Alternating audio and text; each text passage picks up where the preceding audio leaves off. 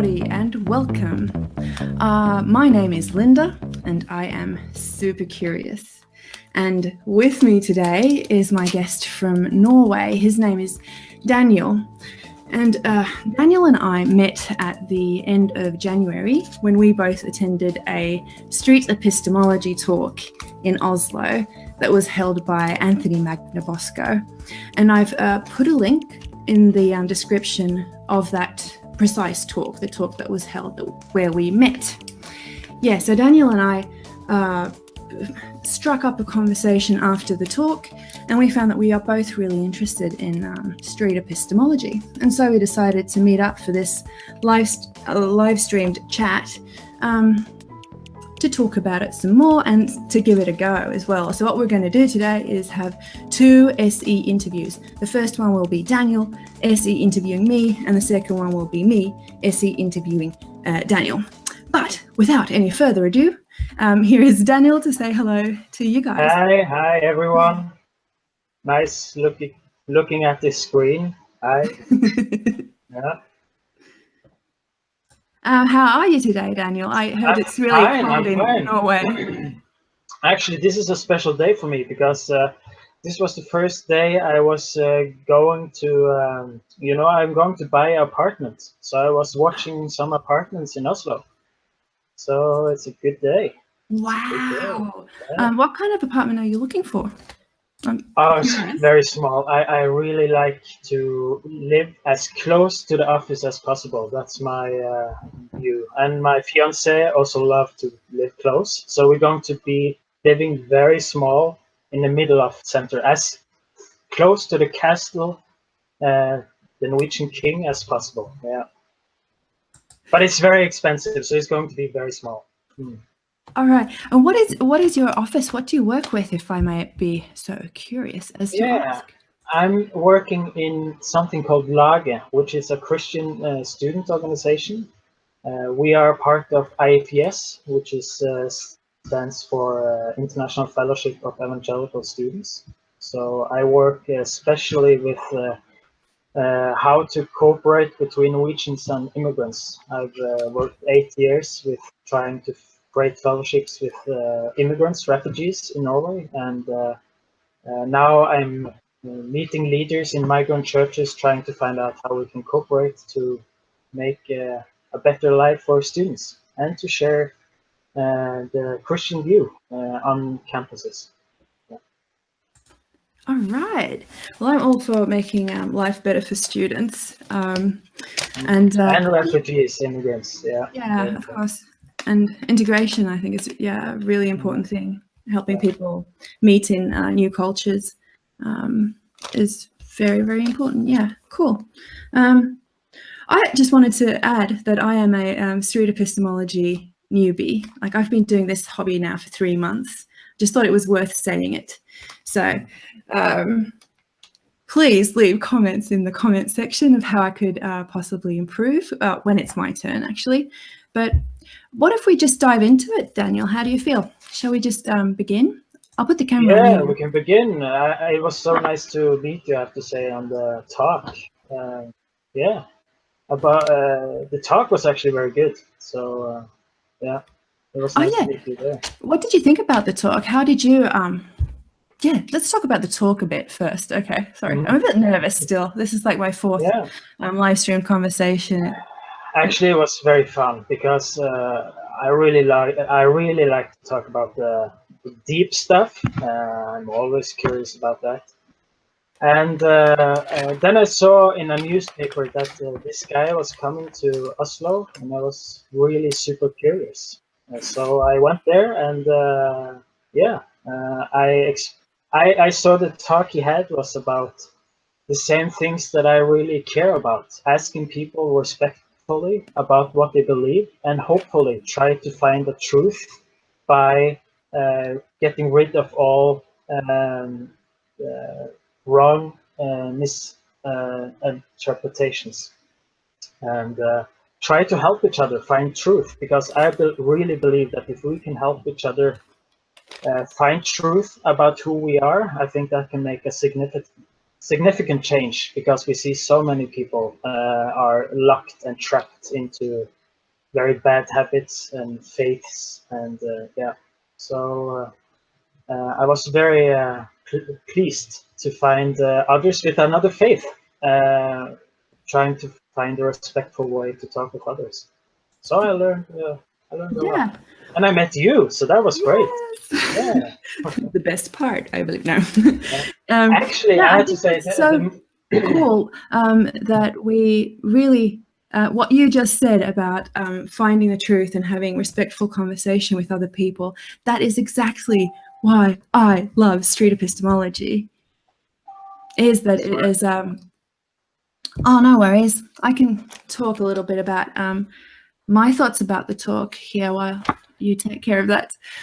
Right, yeah. So the whole being able to touch on like the deep subjects and our deeply held beliefs, I think too, is a really important thing to be able to do. I think the great thing about street epistemology for me is that it is making me more empathetic, more understanding to different ways of thinking and different worldviews, really. And that I too believe that we need to help each other to open up those big subjects for ourselves, to figure out what it is we really think, and if we have good reason to hold it as true. To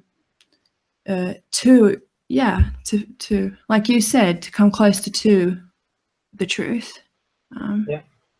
And I have to say, I actually met another guy, one of the leaders in the biggest youth atheist organizations in Norway, and he was not pleased with what he heard. Not all of it, because, and that's very interesting. In the atheist sphere, I find two views. One view is to say that we should not intervene in other faiths as long as they're peaceful. And the other is we should actually help people out of, for instance, karma or other things that is not true, and that keep people down, oppress people. And relativism is something that I find you and the one who had the talk be talking about and want to fight relativism. But there are atheists in the atheist youth organization which I think are impacted by the relativistic worldviews that everything can be true as long as you believe in it, and we have to fight that. So that was inspiring to see that there are some atheists that still believe in one truth. That's not something that we have to take as obvious anymore. For granted, yeah. For granted, yeah. Yeah, well, I think it is interesting. I think that was one of the really good things in Anthony Magnabosco's talk, was also that he brought up how easy it is to assume things about the person we're interviewing. And one of the things that we can assume is that everybody values truth. And that is not always like the case. We think it's an assumption that everybody thinks that there is one truth, and that we value truth, and then you can find after a short conversation with somebody that it is kind of like a relativist way of thinking, that, well, it's my truth, and then there's another person can have their own truth and all that. So yeah, I think that's a really good point. And I think street epistemology is really good for critical thinking, to kind of have a look, examine your own thought patterns and how you come to the beliefs you have. It's really good. It's been great practice for me, I must say. And the fact that we can talk about differing subjects with respect and with some fun. Like, it doesn't have to get all like heated and personal and defense and like all that, you know? Yep. So today we're going to have one SE where I ask you and you ask me. So should I just start? Yeah, ask me. Yeah, that's great. So I'm just curious, because I don't know so much about you. We just had a chat, a small chat, but we could maybe start with asking, After you have been curious for some time, what worldview do you find is the most logical in explaining the world that you live in? So the first question was, what is most logical as a worldview, in my opinion? Yeah. Being this super curious person that I am, I think you put in there as well. To me, I think it's called, as far as through my studies, I have learnt it's natural methodology. So I assume that the world that we live in is natural. I assume nature exists, or I call all of this existence nature. And the way I can investigate it is through nature, like things that exist, is the way I kind of understand that. Please, again, correct me if I'm wrong in the comments section. That's what it's for. So that's it. And maybe the method with which I investigate the world, I would say something akin to the scientific method, and then is something that I find really cool and great if I understand it, and something that I trust quite a lot due to the fact that things are testable, and then there's peer review where other people kind of get to do the same test and we repeat it and stuff. And also it's an open investigation. So if we get new evidence, then we might just change our minds of or the picture changes and becomes more clear with evidence. I'm shaking all over the place. This is such interesting stuff. And then, and otherwise in my life, because I don't go around like a scientist all the time, like making tests to see if what around me is like real or not. So it's just pragmatism, I guess, that things work and they tend to work in a certain way and something like that. That's a bit of a sloppy answer, but that's it. Like I tend to go for what I can interact with, and that tells me how the world kind of works. Oh, and then humanism is I guess, something that I would go to like I value humans, and I think like I'm into secular humanist morality, like we create our morality and we need to take responsibility for it, for example. So did I answer that? Yeah, great, thank you. Natural methodology. Methodology, yes. Methodology, that's, if I understand you correctly, it's explaining the world, the nature, by science. And do you need to be, because you also said that you are non-believing in a God. I'm just curious, do you need to be atheist to be a natural mythology, or do you think natural mythology is just a method on how to find out how nature works? I'm just a little bit confused about if natural mythology was a part of the answering the non-belief, or is the way you try to find out truth about nature, if you understand what I mean. Yeah, I understand your question. I think they are unrelated. I think natural, in the sense that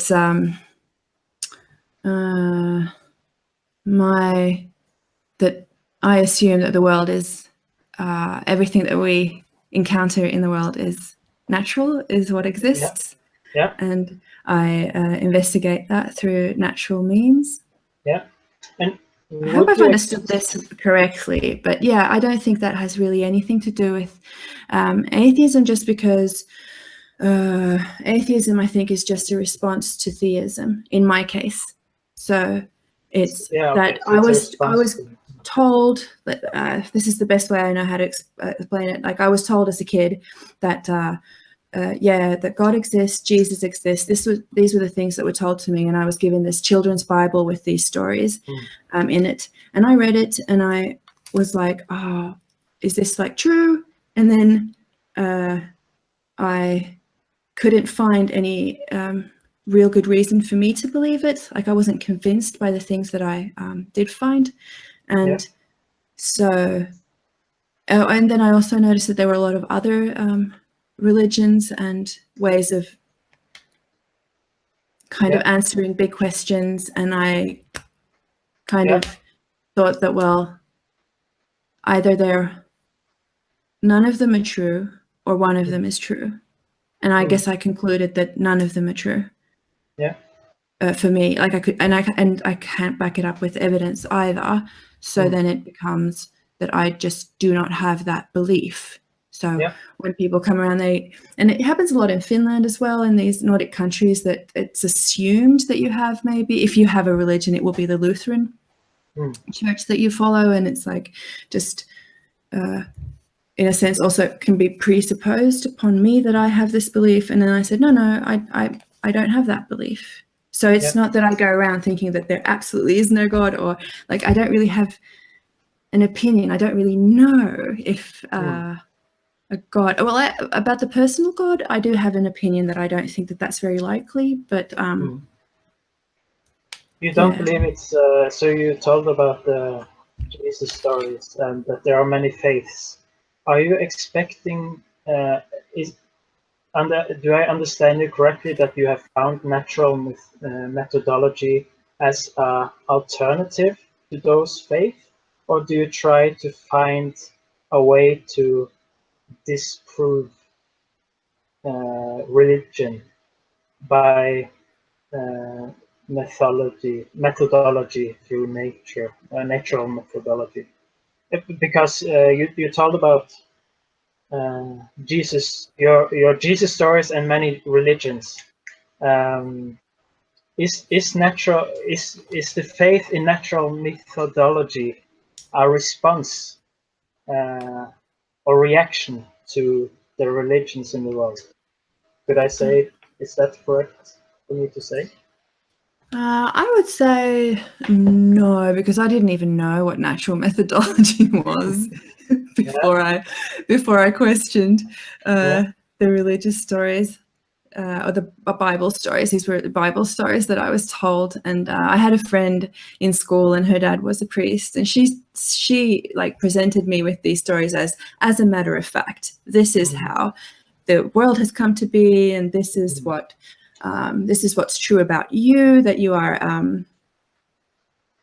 it's so long ago, but it was, she said, but in a nutshell, she said that these stories were true, and these also say something about you, Linda. And so I thought, wow, that's interesting. And so how do we know this?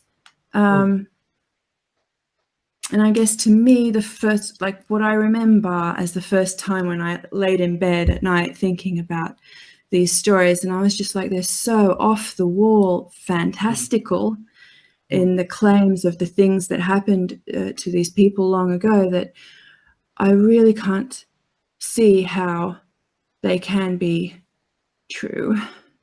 And then but I think I just suspended belief because I just thought it was so outlandish.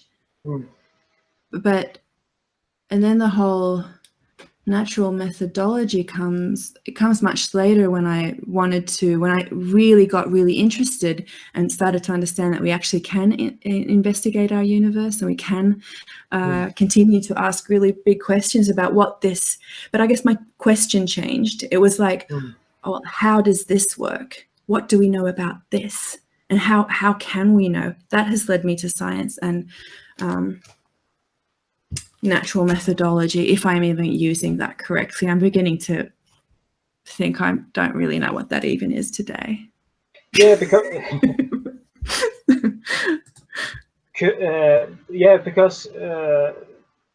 I want to ask you about personal faith as well afterwards. You mentioned that you are more sure that that's not true, but I want to ask, is because natural methodology sounds like a way to explain nature, but is it a way to explain personal faith, or interesting? I think natural methodology is a way of investigating nature. Maybe not like investigating natural methodology. I don't know how far it extends, I guess. Personal faith, personal beliefs. But that is the thing that I find that is so interesting. Like, for example, with the whole men and women are equal. I'm like, how would I even assess that? Like, I think that that is kind of like my value system, my opinion.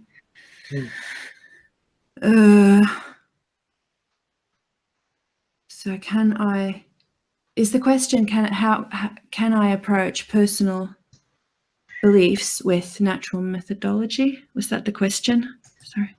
Yeah, you said that you came maybe from the Jesus stories, and now you chose natural methodology. Does it mean that natural methodology have answered or given reasons why personal faith is not true? Given reasons why personal faith is not. Have you I'm met? a bit confused by the question. Yeah, let's. If the faith you had before natural methodology was something that you didn't believe in, now you believe in natural methodology. What kind of arguments or what truth claims did you find in natural methodology that disproved personal faith? Disproved. I don't think I found anything that has disproved personal faith. Have you found claims in natural methodology that you feel are more true, that they give better, that faith give a better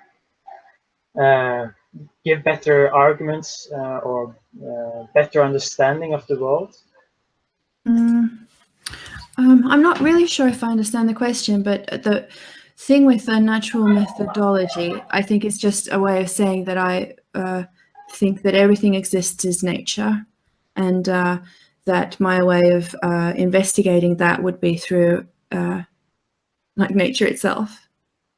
And but and yes, and then from faith on in what's have been your pathway to think that that is the true way of understanding the world? Why did you start believing in that? I don't know if I started believing at any specific point. It's like I said, I'm not exactly sure when I even heard the term natural methodology at the first time. I'm kind of thinking of how I can explain. I think it's just, if we think back at the 7-year-old kid who is trying to figure out what is true and what's not in the world that I think I just was unconvinced by the stories I was told that were connected to that Christian faith that was around me in school and through my friends. It wasn't that much at home, even though I am baptized and I am born a Lutheran, but we didn't really have too much. My parents just always said that nobody knows. For them, like my mum spoke something about heaven. I remember asking her about heaven, like, how does that work? And she did answer and say that, well, heaven is kind of like it's anything you want it to be. And that I remember it kind of scared me, because I was like, oh yes, I'll have like pink unicorns, cotton candy. It's going to be great. Lots of sweets. And then I was like, well, but will my mum and dad be there? Because I don't think they like pink unicorns and sweets as much as I do. But I kind of got over that and just, I think, put it aside as something that I didn't understand. I didn't have evidence either for it or against it. But my, I guess what you could say, my critical thinking didn't really just allow for me to go like, yeah, well, that's true just like that. Like I needed some type of, why am I finding this so hard to explain? But I remember thinking also that if this is true, then everybody would believe it. So to me, it was really confusing that there were lots of different faiths and interpretations. So at some point, I remember reading science books and starting to understand how science works. And I was like, well, everybody agrees on this. To the extent that we can agree on anything, because our methodologies are also like, they're not perfect, and we get new information, and science kind of changes with better technologies and better ways of observing things. So we get more information, and that will kind of enhance the picture that we have. And I know science isn't perfect. I know scientists aren't perfect, but I guess that's what I like about it too, that it's a verb more than it is a collection of knowledge. It's a way of approaching the world. It's kind of like admitting that we don't really know, and what can we do to figure it out together. I kind of think that street epistemology is the dialectical version of scientific method. Am I answering your question? Okay. Yeah, in a way. So you mentioned, to move on to personal faith, you mentioned that you are quite certain that you don't believe in that. Or why?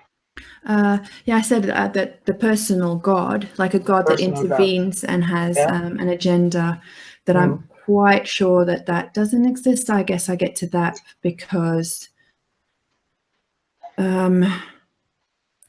well,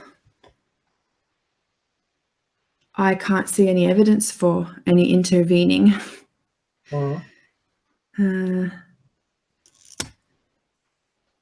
Wow, this is so interesting, because I haven't thought about this from this perspective in a really, really long while.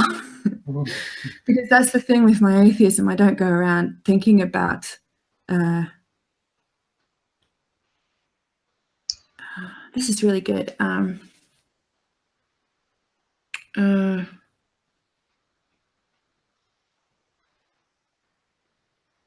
Because I kind of think that if God exists the way that he is described as a personal God, and he intervenes, I don't get the whole like why bad things happen so abundantly in the world. Yeah. Because I would think that he would be able to then, and the whole he thing always gets me as well. Like, why is it a he? I just don't think the world would look the way it does given a personal God.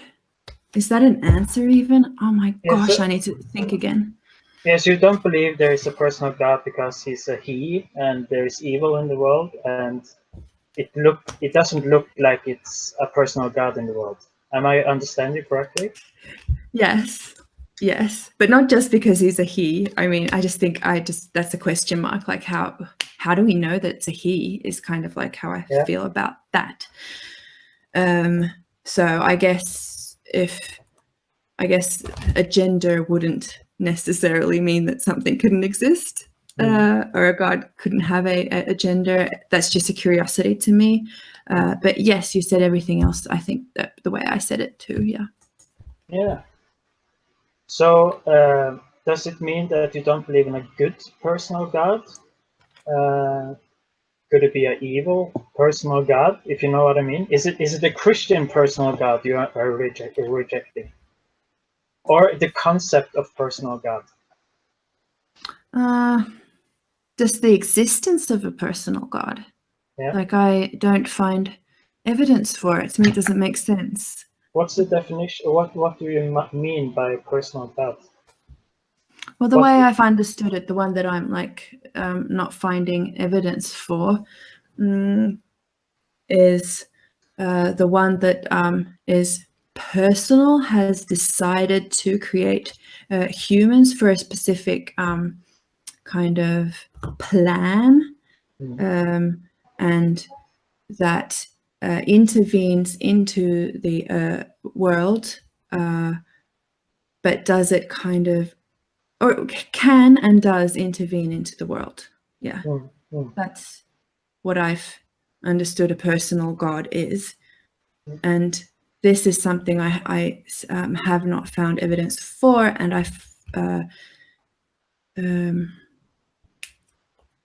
don't understand evil in a context of a personalized God that can intervene. I guess that would be the combination of personal and all-loving, which is something that I've heard together, that would be it. All-knowing, all-loving, and then able to intervene. Then to me, evil, like senseless evil that doesn't have any purpose. You mentioned that you don't believe in a personal God. What about the impersonal God, like for instance the Muslim gods? Are you less certain that this concept of God exists, or do you have? I don't know too much about the Muslim God either. But an impersonal God, do you mean like a deity that creates and then kind of disappears and doesn't intervene in human? Yeah, that's one way to say it. Yeah, that he doesn't intervene. Yeah, I don't think Islamic God can intervene, but it's not personal with humans. So you wouldn't see him do personal engagement. Yeah. Right. I think personal doesn't. So is the question, could I believe in a non-personal God? Yeah, because it sounds like you have strong arguments against the personal God, or that you are not agreeing in the concept of personal God, which it seems like are the Christian God.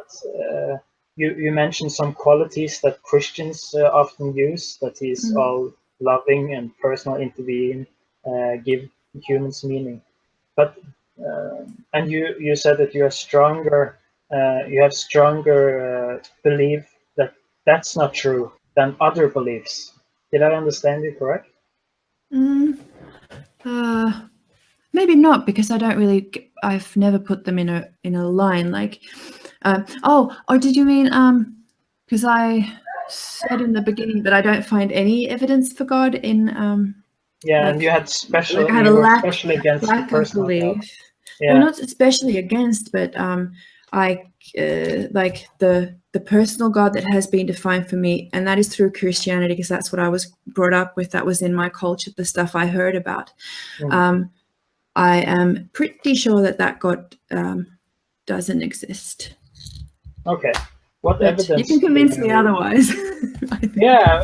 But you can convince me. What if you are pretty sure? What kind of evidence do you use? Oh, well, it's more just the lack of evidence, like the lack of evidence, and the fact that evil exists. I don't get how we can have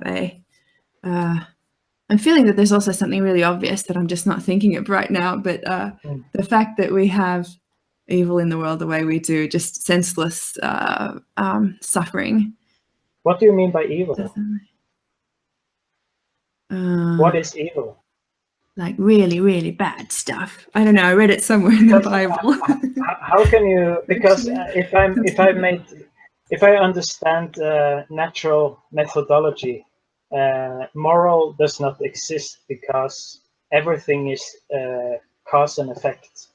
So there is no free will, if I understand correctly. And well, I don't know about that, but again, my natural methodology is kind of like how I investigate the world, how I like view the world. That's like my world kind of view. The natural world exists, and that's what we have to investigate it with, kind of thing.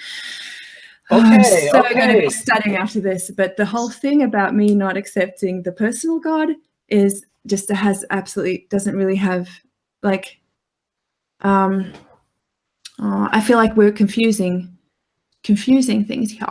Yeah, I heard a word that's very interesting. So you said that you want to investigate evil in a natural, with scientific approach. Did I understand you correct? Oh no, I don't think I said that. You wanted to investigate. How did you want to investigate? Yeah. How do you want to investigate if evil is what evil is? What kind of methods would you use? To investigate evil? Yeah. I don't know. I haven't got a clue. I feel like utterly confused right now. I'm so sorry. But I just want to understand how you investigated and found out a way to believe in natural methodology, because it's unclear for me what kind of reasons and arguments you used to believe what you believe. If you understand me correctly. I understand you perfectly. What I don't understand now is what is it that I believe?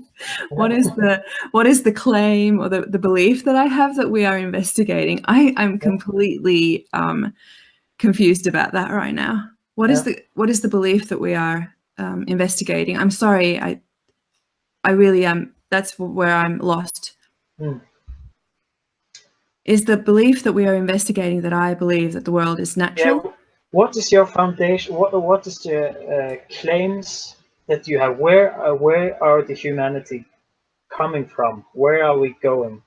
Those kinds of questions, because it's unclear for me when you put God in one and talk about the personal God, and then you talk about science and methods. It sounds like two different things for me. Okay. But we can start another maybe place. If I put it this way, then, that I think, yes, that science would be the way to investigate the world. I think that if anything exists in this world, the way to come to investigate it and discover it would be through the scientific method, or good reasoning, good arguments, and the things that somehow are outside of nature, I don't know how we would even acquire the knowledge of that. So that's a big I don't know. So if God is defined as something supernatural or outside of nature, for me, it's kind of like, I don't know how that is different from something that does not exist. Or if I have to answer a question about is that God real, I would just say I don't know, because I don't have any way of investigating it as far as I know. If you've found something, please tell me. I'll ask you about that. You can ask Hector. In my go, yeah. Yeah. You say you want to use science to explain. Why is that enough? Why do you believe that science is sufficient? The way I've understood it, and I've seen it being implemented and used, is just it's all about, testing things to see what is in the that we take phenomenon that we identify, and then we ask questions about it, and we test it, and we ask our scientist friends to test it as well. Now, of course, I'm not a scientist, so I guess I do have to use a little bit of faith when that my scientists in the world are not lying to me in the investigations that they do, that it's not a huge science conspiracy. But I guess the great thing is about peer review, and about the same test can be done all over the world for certain things. So just science seems to work. It seems to have the best predictable power of the laws, the forces, and the materia in our world of how that works. Yeah, I think we both agree that to understand nature, scientific approach is a very good way to understand the nature. But that's one aspect. The human creation, the everything we try to understand in the world, is that to be a human, where do we come from? What's the meaning of life? Would you say that we could use science to explain that? Because you mentioned you will use science, but would you say that everything human is can be explained by testing with scientific approaches? Can everything be scientifically tested? I don't know. Is everything we are, is that possible to scientifically understand?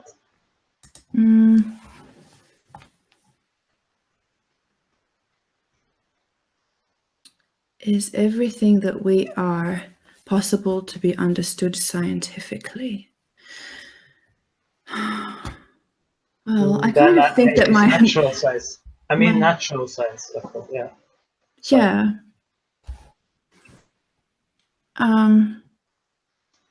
Everything.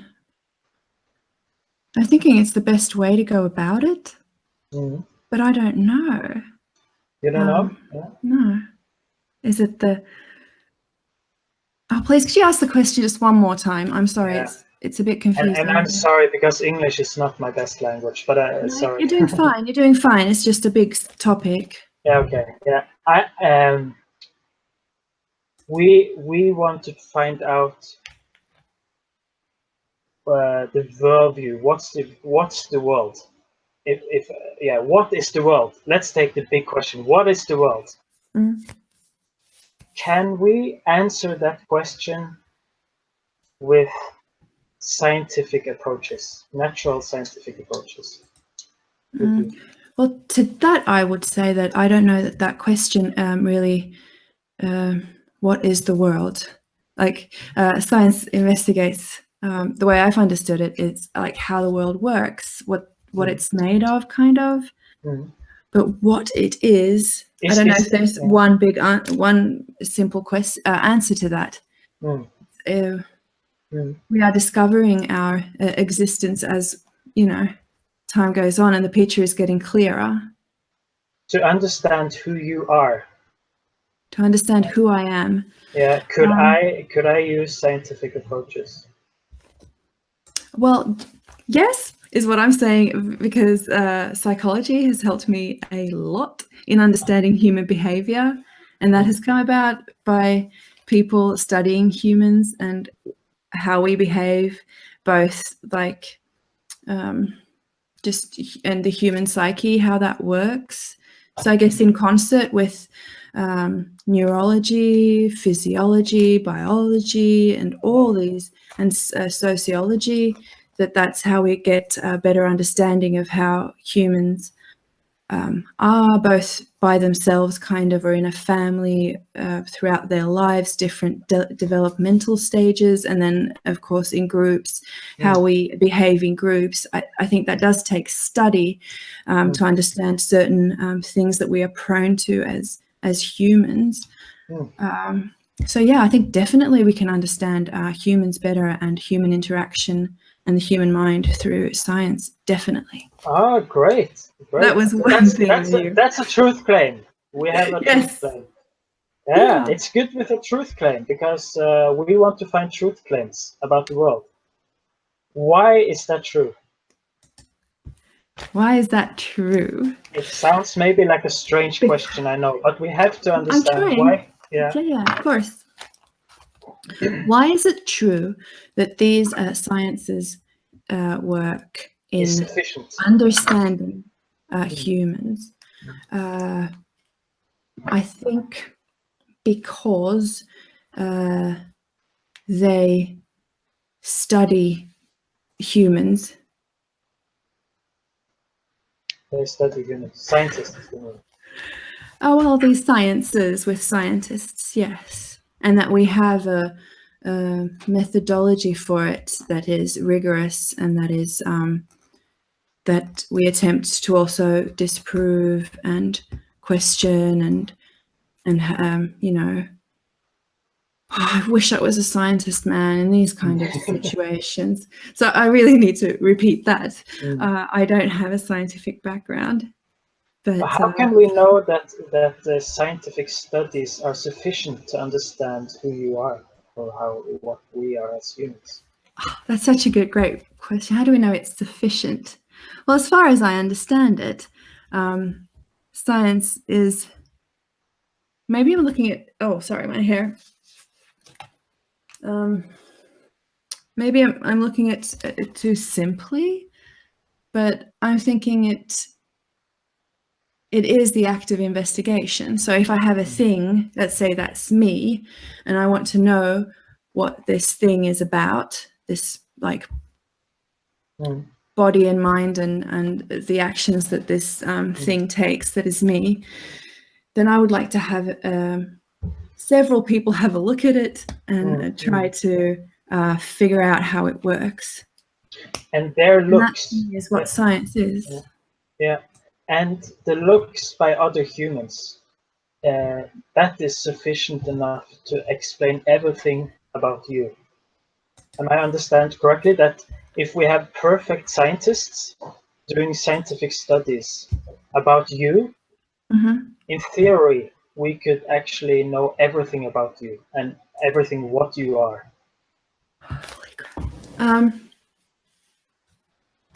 Is that true, or do you think? I don't know. I mean, half the time I'm a mystery to myself. I mean, I don't know. I don't know how to answer that. Everything about me. I don't know. But I do think, like, if you want to understand something about me, you would either you would have to like investigate me. Is there humans in this world that do know, you think?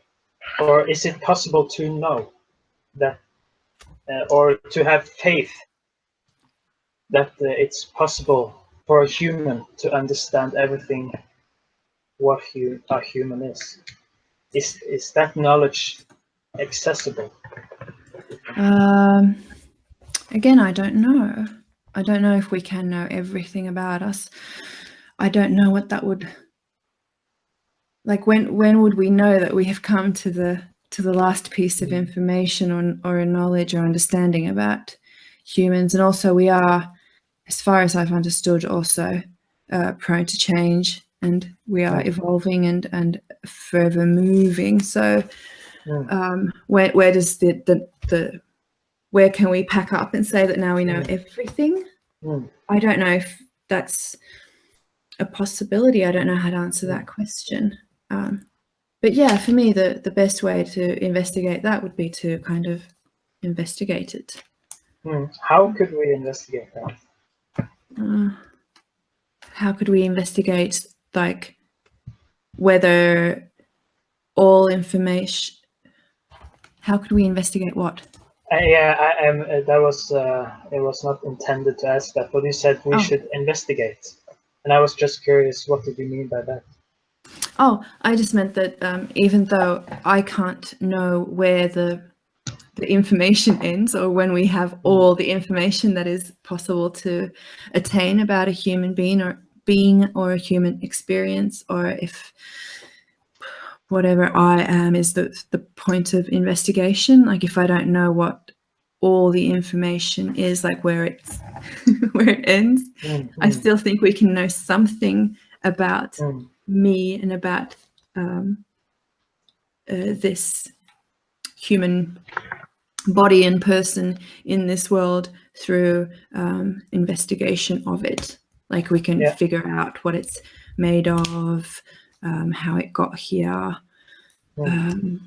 trace it back to my parents and that one, Midsummer's Eve. You know how it goes. Do you know of others methods to investigate than the scientific method? Is there other methods that could be used? To investigate me, if I'm the thing that we're investigating, I guess my likes and dislikes would be just interview. Interview, yeah. But I guess, isn't that also like testing something or asking something about it? But it's probably, I don't know. What do you think? Now I'm like, what do you think of doing the whole? We could. I'm just asking, and I don't know how long time this will take for me, or we can switch to me whenever you like. But I truly want to ask you more questions because I feel we just started, but we don't have the whole evening, so yeah. Well, do you have something that you were like burning to ask me that before I switch to you? Because I'm really looking forward to asking you about your beliefs too. I don't have a. But could I conclude something? It's dangerous to conclude, but could we say that scientific approaches it's hard to it's impossible to know that scientific approaches is sufficient, or at least we don't know, and that we cannot rely only on scientific methods unless we are certain that scientific methods is enough. Do you understand what I mean? So we need to break it down. You said it's impossible to know the scientific method is sufficient enough. And then my question is, for what is sufficient? To understand who you are, what the world is, how it works. Possible to know. It's impossible to know if the scientific method is sufficient enough to understand me as a human being. It's impossible to know. Well, I don't know if it's impossible. Yeah, okay. Why? Because I don't know if it's impossible. No, because that's actually a new claim to say it's impossible. Sufficient enough. At least we can say that we cannot be certain that scientific approaches is enough to understand the world. Oh yeah, I agree with that. Yeah. And that's interesting because if that's true, then we have to find other ways to understand the world, and or we can try to investigate in the future what other methods. How can we understand the world without using scientific methods? But then don't the other methods also fall into the same kind of certainty? The certainty that we cannot be sure, we cannot be certain that they are sufficient enough. That's true. To have like absolute explanatory power, the way I understood that.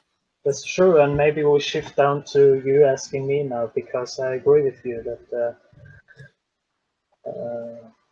no one can say for certain that their approach is the best approach, but we have to lean on some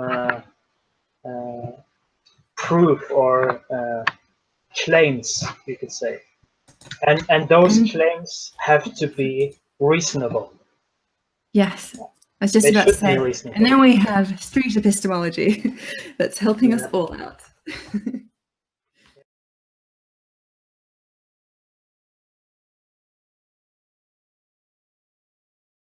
What does